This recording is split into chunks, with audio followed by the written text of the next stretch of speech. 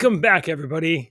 It's rumble.com/JJW, and here's JJ's beard. There's Deacon's beard. He's checking his white hairs, I guess, in the I got a lot of so many, dude. I'm not you, me. everyone. No, I do. Every one of those I earned.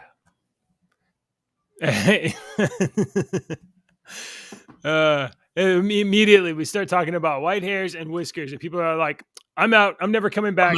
These guys always talk about picking their nose or something. It's gross. It is disgusting. I can't remember what that one guy was complaining Yeah, about. he was like Talking about ear hair or something. Yeah, I'm never coming back. All right, dude. Well, just wait till it starts growing out of your ears, and then you'll have a little sympathy for old men. Hello. Oh my God, Deacon's having a good morning. Listen to that. I haven't puked in like 5 mornings in a row. Well, maybe one of them is because you didn't have to do a show on Friday. No, it doesn't matter if I got. Have you ever? Yeah, have you considered the fact that you wake up and think, oh, I have to do this show with JJ, and then, oh. No, I've starved myself at night so I don't puke in the morning. Yeah, right. That sucks. How was your weekend, dude? Oh, let's see. I'm kind of stressed out about work. It's no big deal. This too will pass. But I got a lot of things I got to get built and out to a big client by the end of the week, and I'm like, I don't know if we can. Don't know if we can do it. I'm sure we can. We'll get it worked out. Okay. I took my kids to the bookstore this weekend. Yeah. Let me tell you a little story about having 2 little girls that are 4 and 5. Last week, I woke up and I was like, it's Saturday morning. I want to go out and go to the store. Let's just go out and go to the comic books. Let's go do something. Let's get out of the house. And my girls were like, no, we just want to play. And they just wanted to stay in the house all day long. And so we were just like, I'm not going to drag them out of the house. If they're playing and they're, around, they'll be fine. Right. So we didn't get anything done on last weekend. So this week we wake up Saturday morning and I'm like, okay, last week we tried to get them to do their chores and then have some spending money to go to the store. That didn't work. Let's just wake up and say, hey, let's go out and let's go do something fun. No, all day long. They were just running around the house in skirts and with the toys. They were fine, but like it was a nice morning. It was a nice Saturday morning. I was like, let's get out of this house and go do something. No, we don't want to do anything. So they wait around until like 3 p.m. The clouds roll in. It starts raining. And then they finally are like, okay, we'll go out. We can go do something. And I'm like, it is nasty outside now. It is gross. But my wife and I were like, both of us were just cooped up in the house. We were like, we can't believe that they won't let us leave this house. So even with it being gray and rainy and gross, we were like, let's just go. Let's get out of here. So we went out. I don't know. We went to a couple of like stores or something. We went to Half Price Books. I drove like 30 minutes to go to Half Price Books. I'm not sure. Damn half price. Some of them damn stickers that you were showing me on some of that stuff. Right. And it is like, I don't know what you guys are getting. Half price of what? Yeah, half price of what? Because if I'm paying $45 for a specialty Clue game, you need to tell me that Clue game was $90. I don't. Yeah, that's not. No, I don't believe you. But I did pick up a couple. I've never seen a Labyrinth Clue before. That's pretty. I thought that was pretty dope. Yeah. So let me see if I get a picture of it. I'll show it. But Labyrinth, which is one of my favorite movies growing up in memory. Like it's one of those nostalgia movies. Like I remember. The theater was called Lowe's in Arlington. Then later it was sold to Sony. But when I was a kid, there was a theater in Arlington called Lowe's. And it wasn't a great theater. It was a cheap theater. And I remember going in, I don't know, it was probably like 87 or whenever Labyrinth came out. I remember seeing it in the theater and just thinking that movie was so fun and so funny. And I remember leaving the theater talking about the bog swamp and the, I'm just a worm. Don't go that way. If she'd have went that way, that would have taken her right to the castle. I And love that the little worm is me and Ashley's favorite little thing. That's our favorite line that we say to each other. Who she every once in a while she'll go, "Who me? I'm just a worm." I love that line. I love that's the worm that's in the brick wall that looks Yeah, that you can't see when you're looking right at it, but if you yeah. step into it, you'll see it. I love the knockers. There's the one that always lies and the one that always tells the He truth. tells the truth. And the trick is to ask the one what the other one would tell you because Mhm. they would It would give you act the right different. answer. Right. Yeah. Right. And the fire So, monsters, remember the fire monsters that could take their heads off and their arms off and throw it oh back and forth? yes. As a kid, that kinda scared me, man. I thought those were I remember watching it thinking of all the stuff in the movie. I was like, this stuff looks like Fraggle Rock a little bit. Like they Yeah, were a yeah, little bit absolutely. wiry and poofy or whatever. That's the Henson, They that's the Jim Henson look, though, yeah, yeah. man. And the goblins in the door that closes and then the door becomes like goblin armor. Oh, yeah, I forgot about that. Yeah. When she's So much falling amazing into the stuff. It's an oubliette amazing movie. when she's falling into the oubliette and all the little hand faces. "Oh, Yeah, which yeah. way do you want to go?" "She Man. chose down." I love that movie. That movie played such a huge part in I still to this day, Yeah. I wanted to be my dream job is not in radio. If you could say, Deacon, you can have your dream job, what would it be? And my dream job is to be a puppeteer and a voice for the Jim Henson Company. Jim Henson Company is owned by Disney now, so I'd probably have to think about that long and hard before I took that decision. But back in the day, I've always wanted to work for the Jim Henson Company. And I have made a couple of puppets out of foam and felt, and I bought some freaking fur, and I had Fred the puppet. He had big Really? ears. Yeah. Yeah, the kids remember Fred.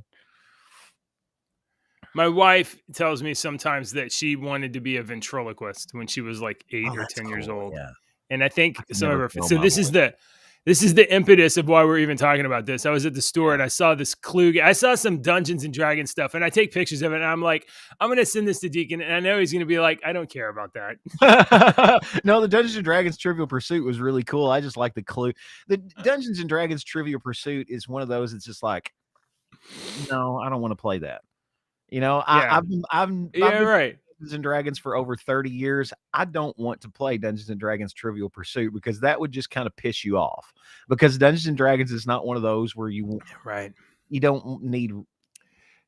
I wouldn't like that game. But It the seems Clue like Labyrinth would be awesome.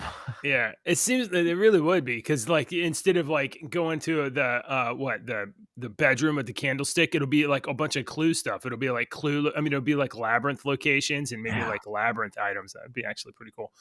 Yeah, Dungeons and Dragons Trivia Pursuit seems like the perfect gift from your kind of distantly connected aunt that knows you like Dungeons and Dragons, doesn't Yeah. know anything about it, Doesn't know and anything then about it. Yeah. It is. Dungeons and Dragons Trivial Pursuit is one of those games that anyone that plays Dungeons and Dragons or has for a long time would never buy.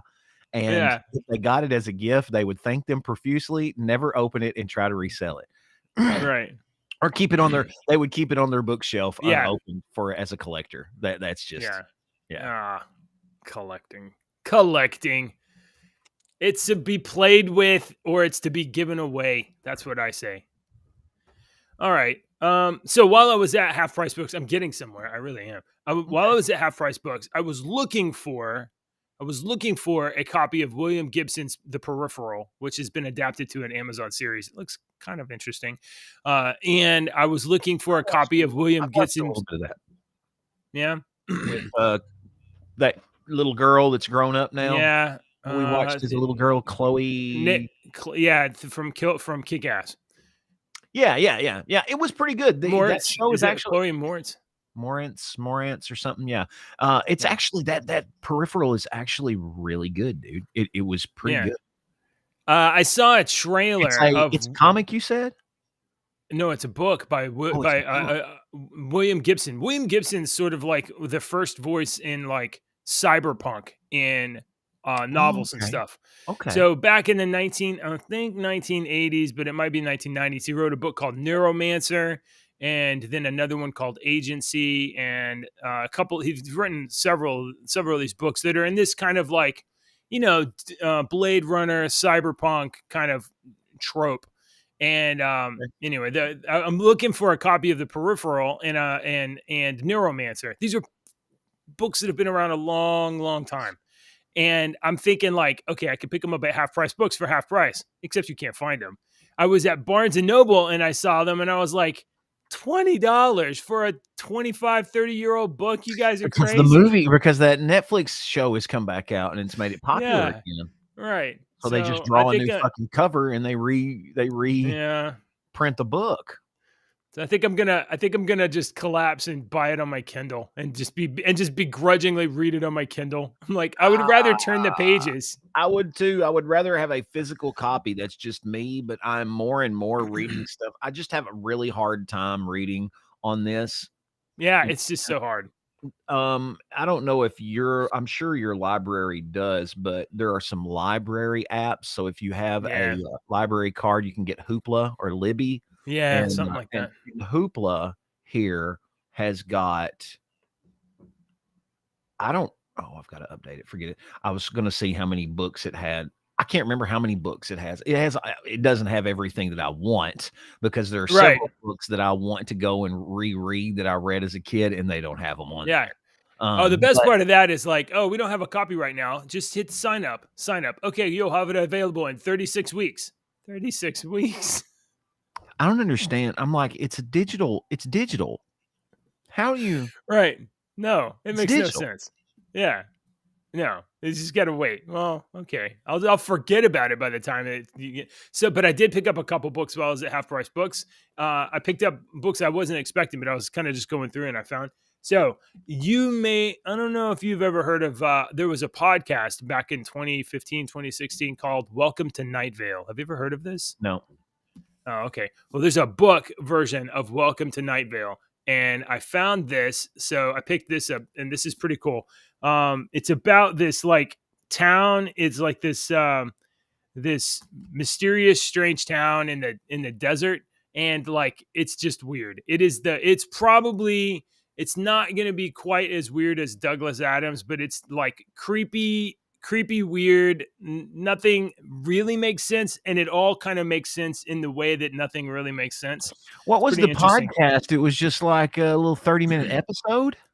Yeah, it was like little 30-minute episodes or little 10-minute episodes or something like that. And the concept was like there was this mysterious, like pseudo mystical, like little town in the desert, and I mean, we're talking like Cthulhu and like, every kind of like genre thing, except it was so weird that it was like the normal of the town. And they just like didn't talk about certain things. And then in the podcast, there is a lone radio station that is out there telling you what you're allowed to know on the radio station. That's kind of the central conceit. So every episode is kind of like, it has kind of centers around the radio station because it's a podcast. So it centers around this little radio station telling you what you're allowed to know or not allowed to know. And sometimes it'll just be like, stay away from the garbage dumpster over there because, it's out and it devours. So, it's pretty interesting. So I picked up this and I saw this spine on the, let me see if you can see it. I saw this spine on the bookshelf. It says Devolution, Max Brooks. And I thought, oh, Max Brooks, he wrote the World War Z. He wrote the Zombie Survival Guide and a couple of other things that were kind of interesting. So I pull it out of the shelf and I turn it to the front and it says Max Brooks, Devolution. Let's see, can you see it? Signed copy. And I was like, is it De-Evolution? Sure. It says devolution. There's not two E's. There's devolution. Yeah. But the sticker, that gold sticker, signed copy. So on the bookshelf in this random half price books in Houston was a signed copy of a book by Max Brooks. Wow. So yeah, I'm like, okay, I'll take that. Was it half so I picked price? that up I don't know. Let's see. How do you find out the price of a book from the barcode? It's the last 4 digits on the barcode normally. So, yeah, see, I thought that too, but maybe they have it on that. 20. So US $28. I paid 15. Oh, okay. All right. Well, Low, almost half price. that's close enough. Almost half price. That's how it seems to work these days. You buy a 20-gram bag of chips, and you're only going to get 16, or 20 grams, 20-ounce bag of chips. You're going to get 16. That's just We're including free oxygen in that bag, sir. That's right. That's right. All right, that's cool. That's my weekend pretty books. much. We don't have a half price books. We have Books A Million, and I used to go to Books A Million all the time. We don't even have a Barnes and Noble close to me. But I used to go to Books A Million all the time back when I was younger, and I loved Books A Million. I love books. I love holding a book. My mom collected old books, and I kind of got that ingrained in me now I love old books. So on my bookshelf at home, I have some old books that I've had for a long time. I bought from a coworker a long time ago. I have a solid leather bound copy of Les Miserables that was, I think the copyright is 1840 something. I have a couple of French books from the 1800s, from the middle 1800s, that are French science books, and they're all in French, but it's a science book. And then I had I think the little book was a spelling book, was an old 1800s spelling book. And I also have one book. I actually took this book and used it in the play because it's old, but it's not, I could transport it a lot easier. It is a U.S. history book that is copyright like 1938 or something. The last thing in that history book on the last pages is talking about the New Deal, the Depression and the New Deal. So World War II hadn't even happened yet when that history book was printed. So I think that's really cool. I've got that on the shelf. So these are the oldest books that I have since you bring it up. I saw that. What is that? This is Hawthorne's Twice Told Tales. Now, these are books that belonged to my grandmother many, many years ago. Now, if I don't even know how to tell you how old this book is because it doesn't have like a title page. It doesn't have a copyright page? Yeah, no, it does. It does. This was printed in 1917. Ooh, nice. And this would be Nathaniel Hawthorne. Hawthorne. So that's one. This one has no binding on the edge, and you can see these were super wore out by the time I ever even saw them. And books got used a lot more back then than we do today. Right. The Best of the World's Classics, Volume 10, America-2, 1807 to 1909. And this includes, it has Edgar Allan Poe. It has Longfellow, Lowell, and I think Parkman. Oh, that's really cool. Yeah, and these books are really small. They're like they're smaller than today's, like, books that you would pick up off the shelf. This was originally printed in 1909. And then I have anyway. So these are the oldest books that I own. And I try to keep them away from my kids. Yeah. That one's very old. This one actually looks cool. This has the coolest cover. It has this like 30s type like print or whatever. It says Payne's Social Letter Writer for Ladies and Gentlemen. And it is in very delicate condition. Yeah, you don't have to. Very old. And I have a Latin grammar book. So that's my old book. So it's so neat. That's why when you come up with a story about some old piece of document or something like that, I'm very fascinated by that kind of stuff. I've always just the Dead Sea Scrolls story, after that, and we find all that stuff. I love it when some freaking Middle Eastern goat farmer ends up finding a bunch of freaking. I went into a cave and I found these scrolls. Like, oh my God, what did you find? Here. Let's read this. What he didn't tell you is I went into that cave to take a crap in privacy. I peed, it broke. And then I found this stuff, and I'm like, oh, I have to explain this to somebody. The goat. It must have been the stupid goat. It's a goat. That's goat poop. All right. Cool. Guess Let's how get to the planned this story. show is this morning, guys. All right. I like your title.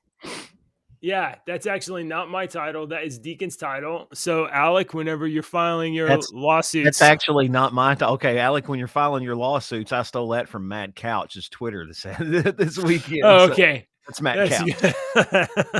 Diverting all of that to Matt. I stole that joke. That is not mine. Yeah. That's radio. Jokes are meant you. to be stolen. You have to recycle. Let's see. We have two stories. We'll just link these together. Let's see which came first. Yesterday, this came from the other day. So this story is from Libby Emmons. She appears occasionally on. Oh my God, where's the damn? I lost the whole show. Where are you at? Live studio. I found you. Stop hiding. Thank you. This story is from Libby Emmons. She is a journalist and appears occasionally on Timcast. I don't know where. I think she also writes for maybe the Post Millennial or something like that. Alec Baldwin refuses to accept blame for the Rust shooting that killed Helena Hutchins. Now, the reason this is he's actually finally been charged. That's the reason why this is even coming up, right? Alec Baldwin has ducked the blame for the shooting. He's now been charged with involuntary manslaughter in her death more than a year after more than a year of investigation. If convicted, he could face 5 years in prison. And does it say? Okay, does it say why he's being charged with involuntary manslaughter? I know that he pulled the trigger. I know this. We don't have to get into this, but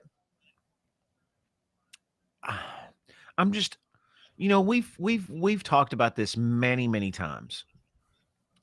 I'm trying to understand. One of these big actors came to Alec's defense, and I was reading it, and I was kind of dismissive of it at first, and I started thinking about it quite a bit, and I was like, okay, he makes a really good point. He was like, Alec should not be charged with anything because 90% of actors know nothing about guns. And my initial thing and what I initially said was you should be. You're being handed a gun, blah, blah, blah, blah, this and that. And what I said, fundamental basic gun safety. Right. Right. Fundamental basic gun safety is what I've been preaching, what we've been preaching. But then again, I start thinking, I mean, it's a fake gun. It's on a movie set. It's supposed to be a fake gun on a movie set. So I was trying to put myself into his shoes, into those shoes. And if I am an actor that there's not supposed to be any chance whatsoever of this gun firing anything like that, I don't know. I don't know if I would have went through my normal gun safety stuff either. I don't know if I would have checked it. I don't know if I was an actor and was automatically assuming that, because Alec Baldwin has been an actor for a long time, so I don't remember which actor came to his defense, but it just made me look at it differently. Like, okay, I didn't look at it that way, but should he be charged with this involuntary manslaughter, or should I don't know all of the facts. I don't know if he said something smart ass, I don't know, I don't know what, or if he done, I don't know what else to bring along these charges. I just remember seeing that this weekend, and it completely made me step back and go, oh, wait a minute. Because that actor was like, well, none of us are ever trained in gun safety, and we're not handling guns, and these guns are not supposed to be weapons. They're supposed to be fake. I was like, yeah, but good point. But there's prop guns that are like poured out of rubber and are really, really fake. And then there's a real gun.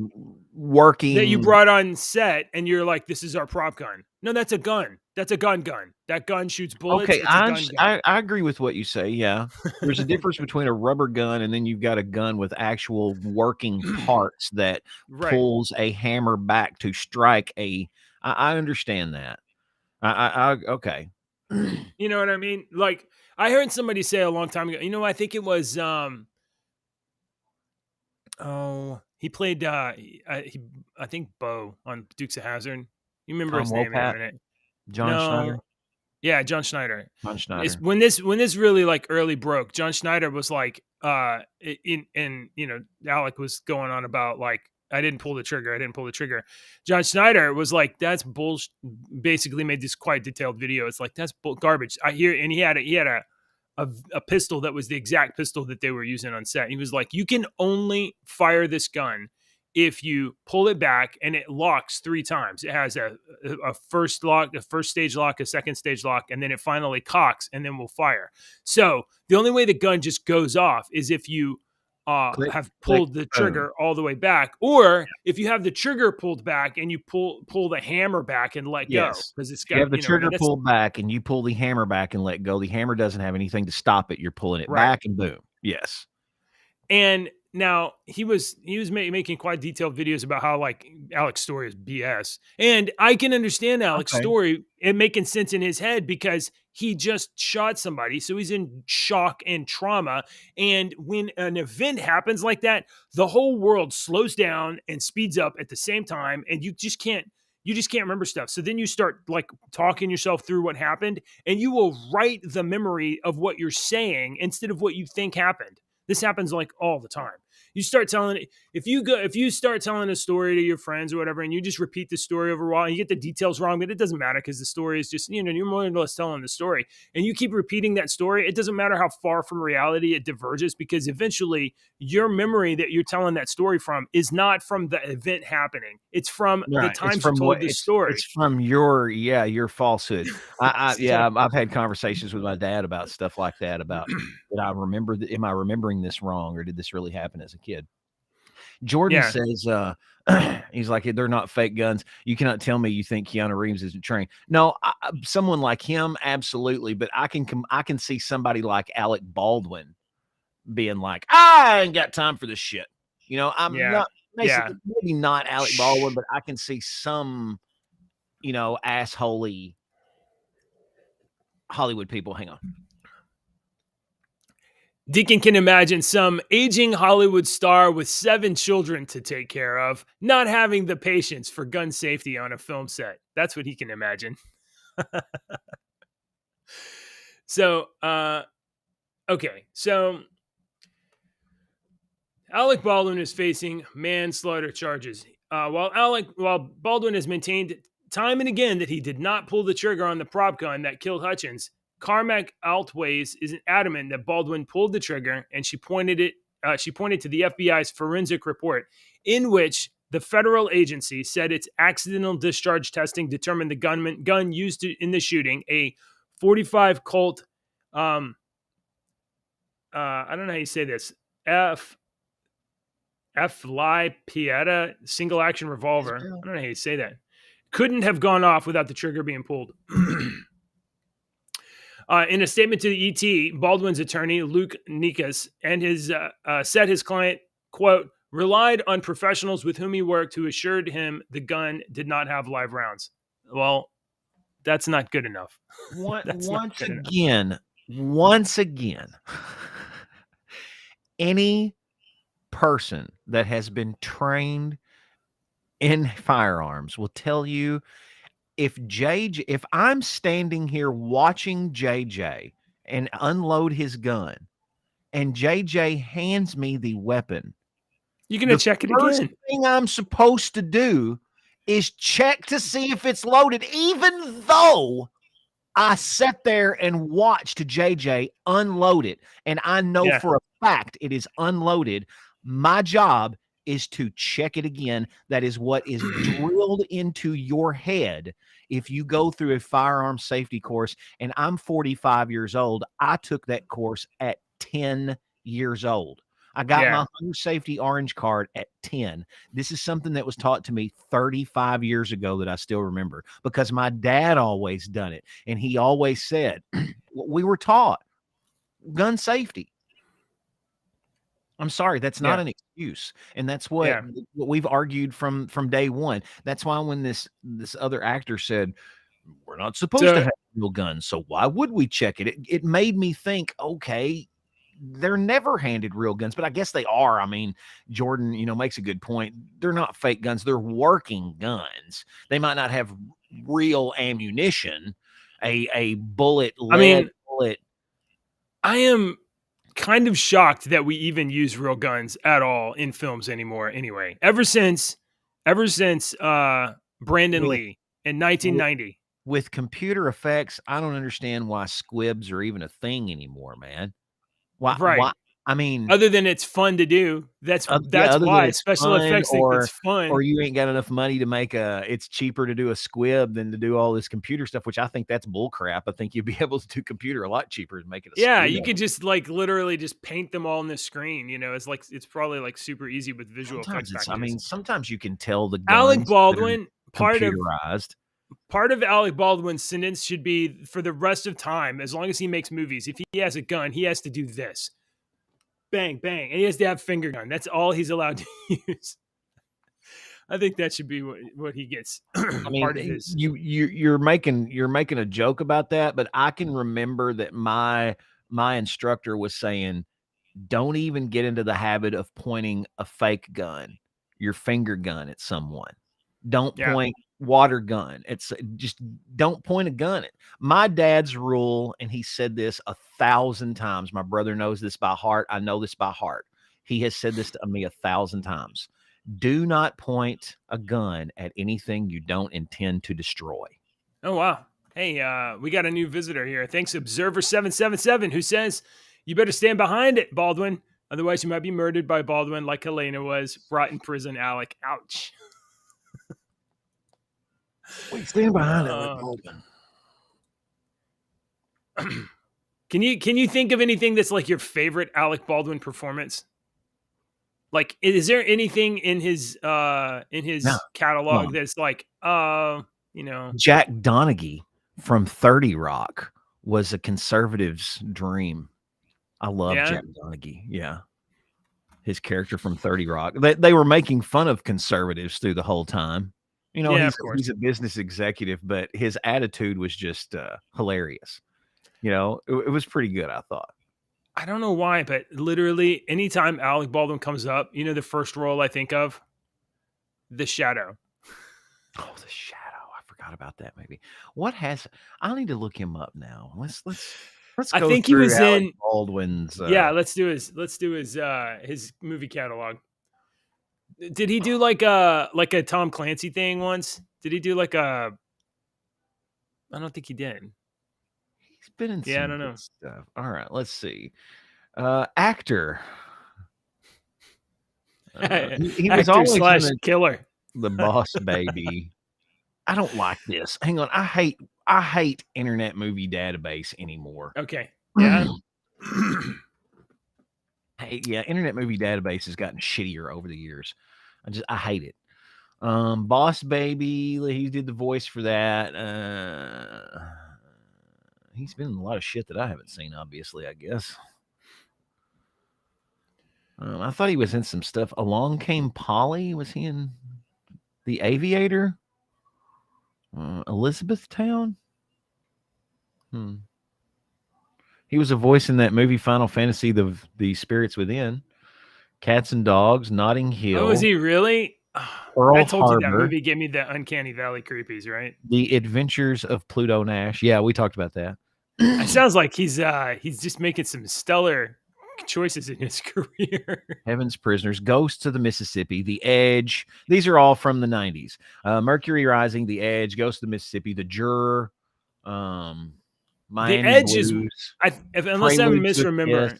Malice, The Getaway, The Shadow, Hunt for Red October. That's it. Yeah. Hunt for Red October. That's Working it. Girl, Married to the Mob. It says he was in Beetlejuice. He was in Beetlejuice? Yeah, he played Yeah, he played the dead guy opposite Gina Davis. Oh, Him. yeah, he was. Yeah. Holy crap, I forgot that was him. That was Holy way crap. before he was a killer. Way before he was a killer. Holy crap, I forgot that was him. Yeah, Yeah. okay. Wow. So he Okay, has yeah, made so in the important 90s, contributions. he had Yeah. some good movies in the 90s. Right. Elizabethtown, have you ever seen that? That's from a town not far from here, Elizabethtown, Kentucky. No. It's got I have seen Legolas. Edge though. I'm pretty sure that is one of those movies that is the the genre of like guy gets dropped in the woods and is hunted by another guy type thing. Oh, okay.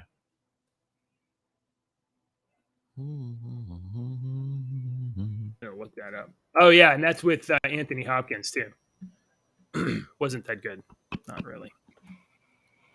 Alec All Baldwin. right. That's Alec Baldwin. Watch your step, guys. You like the Edge? You like the Edge because of Anthony Hopkins is what you like. What sucks is this Rust movie looks like my kind of movie too. It looks like something I'd be like, oh yeah, I'll watch that. A Western? Sweet, I'll watch that.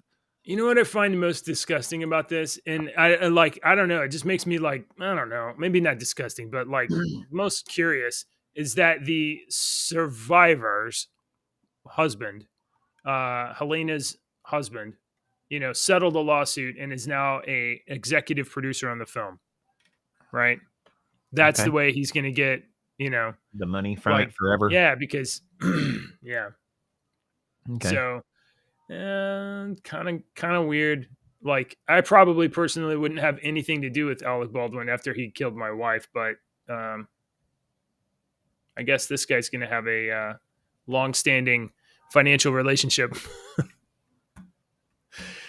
Okay. All right.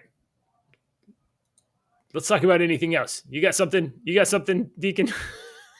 Otherwise, let's talk about all these people losing jobs in the tech industry. You posted this several days ago and we didn't hit it. And then I saw another one about Google. So last week, Microsoft announced that they were going to cut off like 10,000 employees.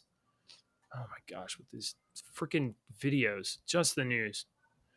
In November, Meta, which used to be called Facebook before they went weirder than before, laid off 11,000 people.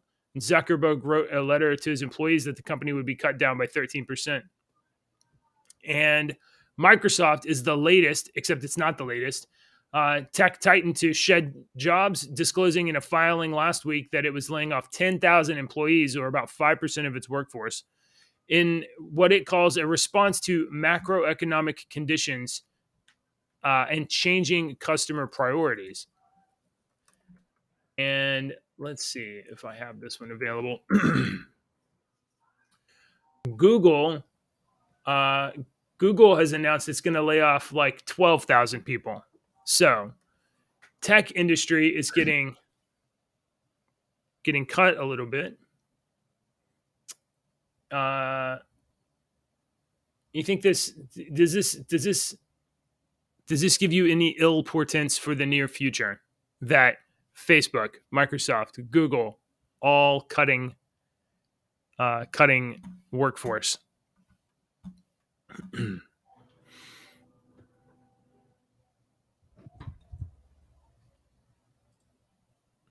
What happened?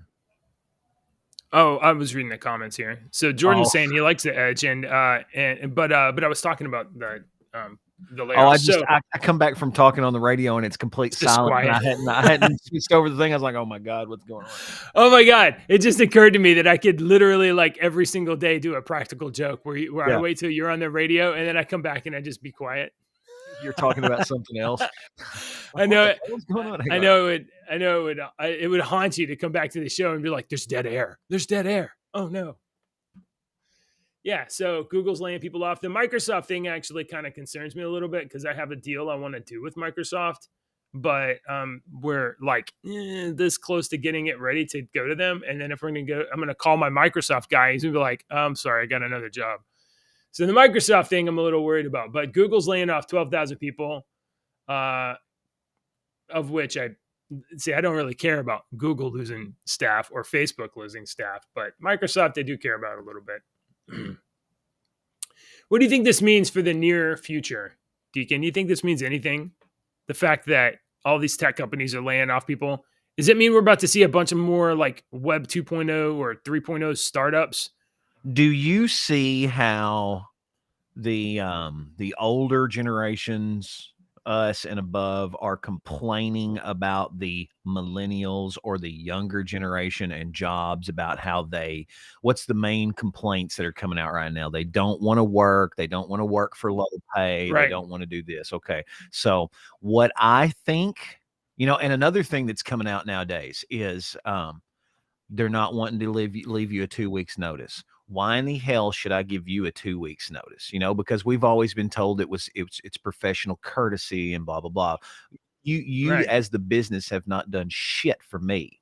You don't care about me. Why should I give you a 2 weeks notice and be professionally courteous to you when you're not professionally courteous to me and you don't care about me? So this is their arguments. What I am already reading on some of these.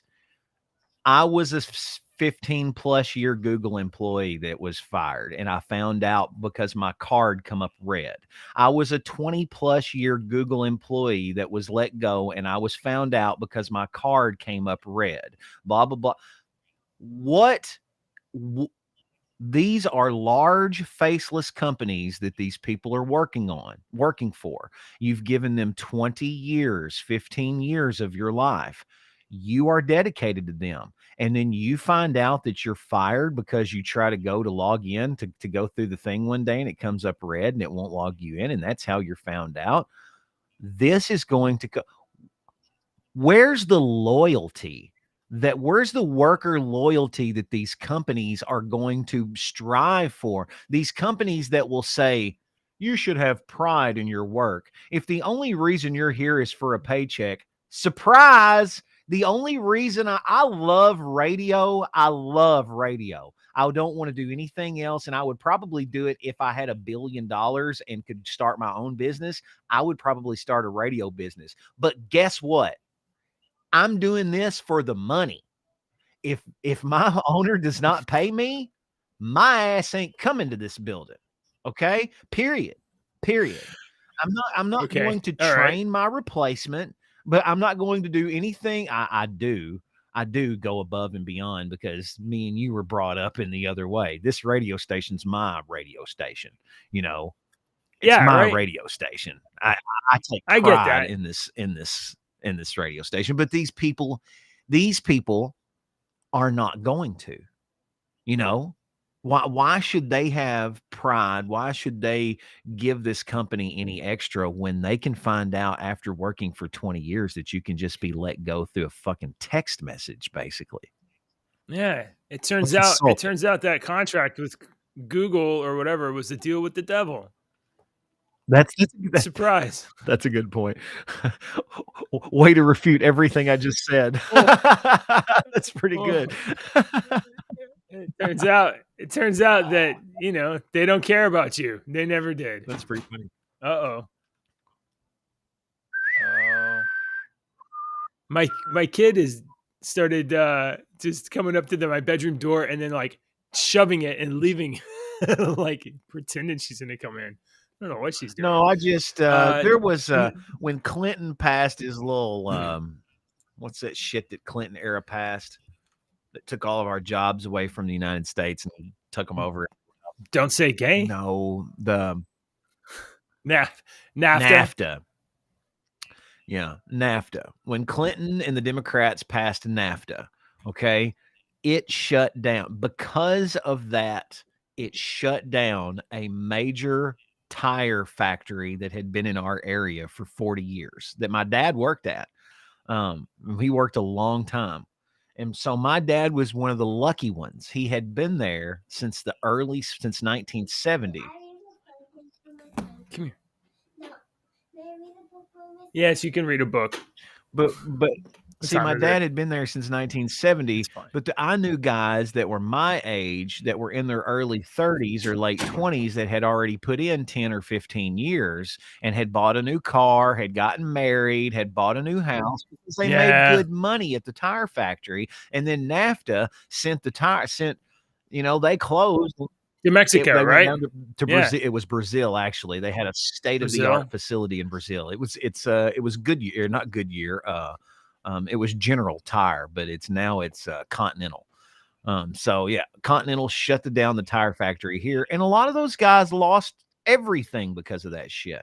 15 years in, and you can just be let go. And I know some of these guys still today, you know. So I felt for these. I felt for You these know, people. It doesn't matter if they work for a shitty Google or Pfizer or any of these Monsanto or any of these companies that I think are the devil. It doesn't matter if they that was their livelihood. They were trying to feed their family, and the way that they got fired is pretty I shitty. mean, if you get a job at a Google or a Microsoft and it's like, oh, this is too incredible. I can't believe I have this job and they're paying me like some hundreds, thousands of dollars a year. This is insane. You want to think that's insane. You want to act like this isn't real. And at any time I'm going to get cut loose. So I'm going to stash a bunch of cash and just like, do your due. And then whenever you get cut, like, well, I made a lot of money, I guess. But there's different kinds of companies that you can work for a big company like that, or you can start your own business, or you can work for a small company where they will actually care about you because they need you. I work for a small company. They So, care about me. They need me. They don't pay me exorbitant amounts of money. Could they give me a raise? Hell yeah, they could give me a raise. They should give me a raise, but they don't. But I also don't yeah, dig ditches for a living. I don't break my right. back. I sit in this chair. I'm in this radio station by myself. I take care of business and I get everything done. And I've actually made them money. I make them money every month. From what I do here, I make the company money. So I am valuable to this little small company, but there's a company 40 miles down the road, not even 40 miles, 20 miles down the road Right. that is a major radio station corporation. This is a company that they own. They own radio stations all over the country. Yes.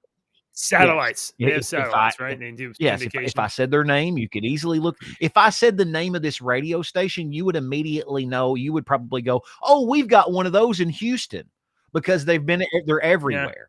It's a country brand, and we've got one here.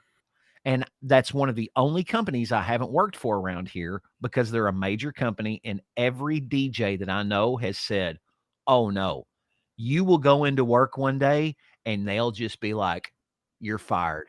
Go home.'"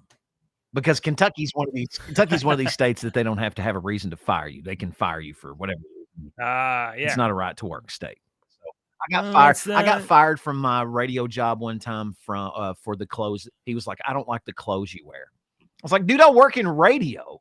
He's like, "I don't have to have a reason. I don't like the clothes you wear." I was like, "I'm not leaving your office until you can't. give me a feasible reason." So like 20 minutes later, he was pissed off and he finally said, "You're not good enough."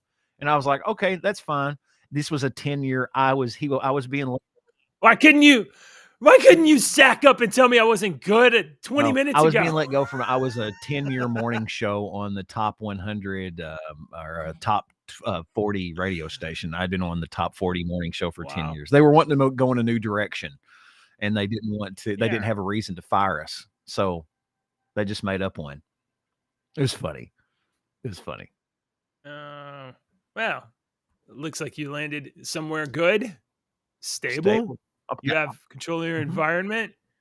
Money is not No, everything. I hate money. Honestly, I can't even tell you how much money I make. I really can't. My wife gets it all. It goes into the bank. I have no Ashley idea. controls all Every the 2 money. weeks, I get an envelope with my receipt. I don't even No, open it. I'm I just don't like, either. here, I don't whatever. I don't open care. that envelope. It's mine's back there. I just got the other day. I don't open it. Ashley controls everything. I told her the other day, I said, if you ever need my help, let me know, but you're doing a fabulous job. You do a fine job. As long as I've got a little bit of money to buy a couple of things, I'm all right. Yeah.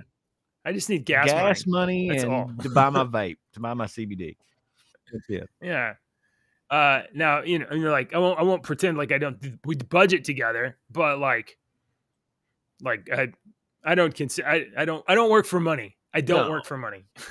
I work for it's fun, and I get to solve puzzles all the time. Different kinds of puzzles, sometimes it's code, sometimes it's like systems, it's all kinds of different That's stuff. cool. I get to make puzzles. Yeah. I get to put together puzzles, is what I've always said. That's cool that you get to solve puzzles because I get to put together Yeah. puzzles. Look, that is an audio puzzle that I get to look. Yeah. Hang on, let me go to my multi-track. It's an audio puzzle that I get to put together. This has only got 3. This is my little simple, Yeah. but I get to put together little audio puzzles and paint little audio portraits is what I say. It's cool. That's cool. I like how you said that. Yeah, it's fun. I mean, that's like why I work. If I had to go find a real job, I'd probably. Oh be my depressed God, for I like couldn't work a real couple job. weeks. If they're like, all right, you're gonna have to sweep the floor. I'm like, I'm gonna have to what now? Y'all got an app?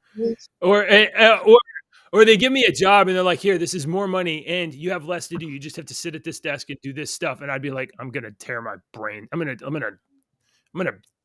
This is. Oh no, see, that's for me, and you're the complete opposite. You're yin, I'm yang. You have got to always be doing something. I can be the wart on. I can be the knot on the log.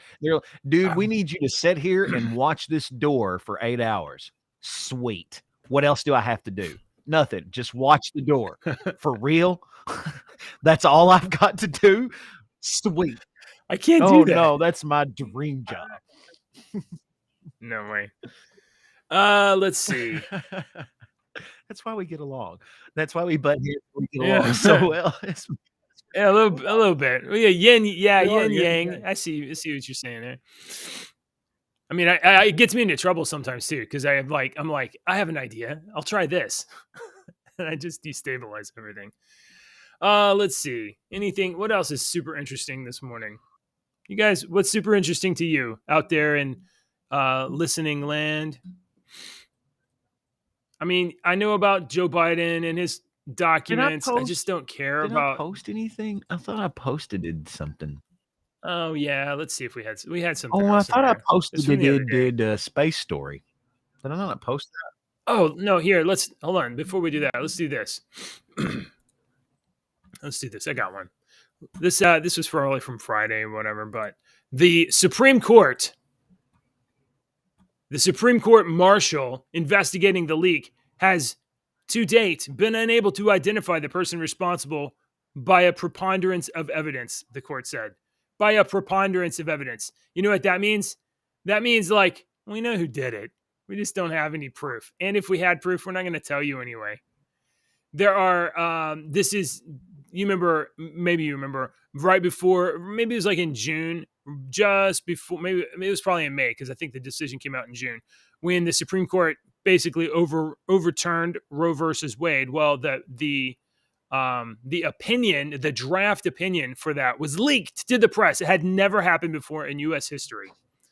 And now it's been 6 months of the Supreme Court doing their darndest to figure out who it was. And they just said, can't figure it out. We can't figure it out. There are 97 employees, staffers, I don't know, people that pour coffee, who knows what, that work for the United States Supreme Court, and the marshal interviewed them all. And they will continue to review and process some electronic data that's been collected, and a few other inquiries remain pending. To the extent that additional investigation yields new evidence or leads, the investigators will pursue them. This basically means the U.S. Supreme Court is not going to tell us who leaked the decision. Why won't they do that, Deacon? Do you have any ideas? They haven't been told who it is yet. They hadn't been told who to say. I don't know. They don't know who to blame. No, nobody's being hung out to dry. Yeah. I mean, I got a feeling this is the Justice Marshall, who's like, look, it doesn't matter. The decision's already out there. It's a moot point. It's not announcing who did it isn't going to change anything. And he just wants to like pretend stability and civility and, to do as little damage to the institution of the court as possible. And if that means lying to the American people, well, so be it. So be Hey, it. I found our other stories. Oh, because it's Kagan? Oh, good. Jeremy says it's Justice Kagan that leaked it.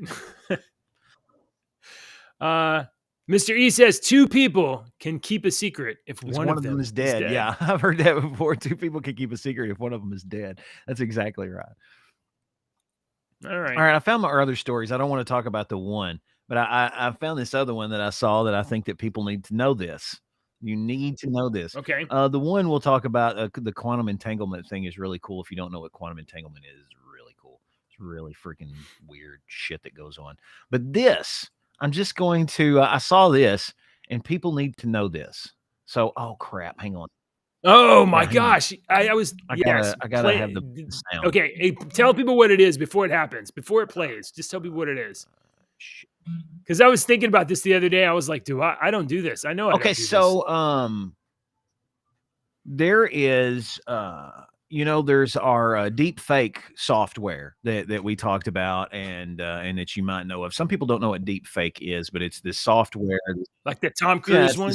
The Tom Cruise where it turns into that guy from SNL. I could film JJ doing this and talking, and then the deep fake would make him look just like Tom Cruise and could make him even sound like Tom Cruise if you get someone that can do a voice. Have you seen the Obama one from what's his name that can do the Obama impersonation from Saturday Night Live? It's doing the Obama impersonation. Right. And we talked a couple of weeks ago about AI that can actually mimic voice. Right. It can get 3 seconds of voice and you give you the whole voice. Yes, Val Kilmer's done this and whatnot. So here's the next step. This is for newscasters. Okay. So this just keep this in mind that this stuff exists.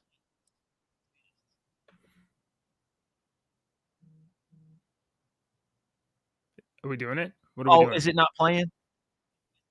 You don't even have the screen up. Oh, is it not? It didn't. It's just you and me. Oh, okay. Sorry. It didn't. Okay. Let me start it all over again. Sorry, my bad. Here we go.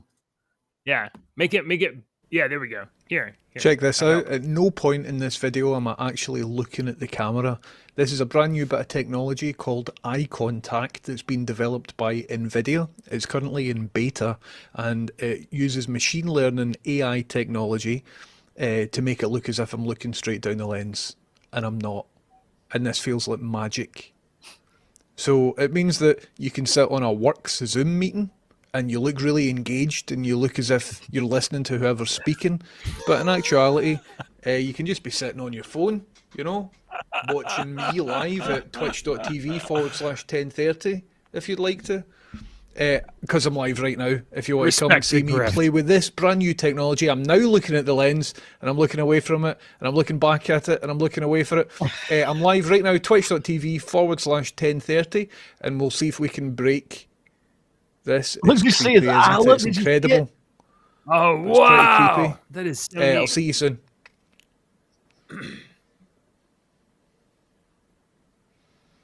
Wow. That's so. I mean, it's still a little creepy there at the end. Look, he's looking around here at the end and watch the eye. Okay, so it kind of, you can still see it kind of moving. It doesn't know what to do with that. But it's only going to get better. Yeah. Isn't that interesting? Yeah. Everything on the internet is going to be fake soon. You won't be able to believe anything. I'm not looking at you either. I turned the switch on. And is it working? I forget to blink. All right. That was really cool. I thought it was cool. I come across this yesterday and I was like, ooh, look at this. Ooh, I'm going to put this on my list. One of JJ's projects. Come up with an AI JJ fake to do this show instead of me. So I can still have fun, but when I don't want to, I can just turn it on and Deacon can talk to a cartoon. We could get the art makers to do that. That's another one that come up this weekend. Oh man, you got to look up this one. We could play it. It's they've taken AI and gotten it to do Family Guy in AI, but it's real. And if it was an 80s sitcom, So they have got this intro over what was the damn show with Bob Saget? I can't think of the freaking name of it right now. Oh my God. Why am I not thinking the name of it? I don't know, but why are you not showing this? This is Damn it, you're gonna crazy. make me look it up. Somebody type it in. Oh, I got it right here. Let me pull it up here. This is probably going to get us like strike if I do sound. So I'll do no sound. Yeah, it's the Full House theme song behind it. So you got to imagine the Full House theme song behind it. You know, this is a AI generated Peter Griffin. Yeah. So if you look at Chris. Oh wow. Wow. All right. That's interesting. Wait a minute. We're not done yet. We got Cleveland. So it's just stills. It's not animated. No, it's not animated. Wow. And Joe. Oh my God. But wait, hang on. There's a really good one here coming up. See, some of them are weird. That's a different actor there, a different kid for that one. That looks like the guy from SNL. Wait. Okay, so there's the news guy, but I thought it was coming up. That looked like Bruce Campbell, didn't it? Yeah, there it is. Yeah. The giant chicken. Oh wow. Ooh, his teeth. Okay. It's got the Full House theme behind the whole thing. It was great. So people have been messing with AI. It's here lately. It's pretty funny, the stuff that they're coming up with. We're all going to be replaced. Yeah. But not by Google or Microsoft employees because they got fired. You're not going to be replaced. If you're replaced with AI, if we're all going to be replaced with AI and you need voice for AI, just remember that Deacon does professional audio work. And so hire me and I can be your voice for your AI. You just need contact. You can find him on Twitter. You can find him on Twitter at Dad Deacon. Dad Deacon. Cunt. This weekend after last week's show, Deacon very nearly disassociated himself from me on Twitter. I did. I don't remember. I don't want to be. Oh, didn't you? You sent me a message. You're like, I don't know if I. I say that every other show. I don't know if I want to do this. Unfriend me on Twitter. I'm the guy that quits every other day. I quit. I'll see you tomorrow. Okay. We rehire. We don't check resumes around here. You don't need 2 weeks notice. No. All right, guys. Thanks for watching. You know what? I'll admit, was today's episode the best Yes. ever? Maybe not. Maybe it was.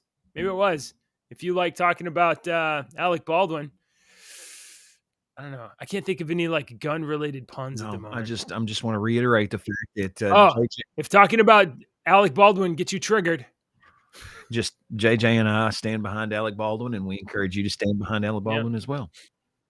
Everybody in the whole world, just leave him out at the front. Let him stand up front. All right. Thanks for watching, everybody. Hey, don't forget, like, subscribe, share, do your part. Don't be so lazy.